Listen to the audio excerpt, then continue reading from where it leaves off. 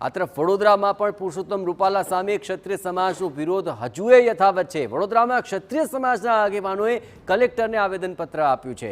રૂપાલાની ticket રદ કરો તેવી ક્ષત્રિય સમાજની અહીં પણ માંગ છે। રૂપાલાએ માંગેલી માફી એ સ્વીકાર્ય નથી। રૂપાલાની ટિકિટ રદ નહીં થાય તો ઉગ્ર આંદોલનની ચીમકી પણ ઉચ્ચારાય છે।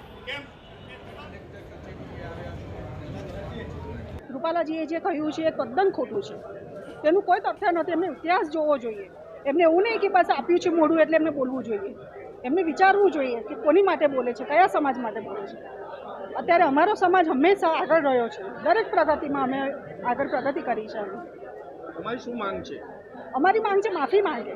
અમારી માગણી એક જ છે કે પુરુષોત્તમ રૂપાલાને ઉમેદવાર તરીકે હટાવવામાં આવે। આજે કલેક્ટરને રજૂઆત તમે કરી છે, શું આશા અપેક્ષા રાખો છો કે શું પરિણામ તમને મળવું? બસ અમારું ધારું પરિણામમાં આવે એવી આશા છે અમારે। અત્યારે આ રૂપાલાજીએ જે વાણી વાપરી છે એની એ વાણીથી અમારા સમાજને બહુ ઠેસ પહોંચી છે। અમારી મહિલાઓ કોઈ દિવસ બે શબ્દ બોલી નથી શકતી। એ લોકોને આજે એટલું જનન ચડ્યું છે કે આપણે જઈએ અને આપણે આપણું હક મેળવીએ। એટલે અમારું એક જ કાર્ય છે કે મોદીજીની પ્રત્યે અમને કોઈ નફરત નથી। મોદીજી ભલે હોય અને એ જ આવશે, પણ રૂપાલાને ટિકિટ પાછી ખેંચો એ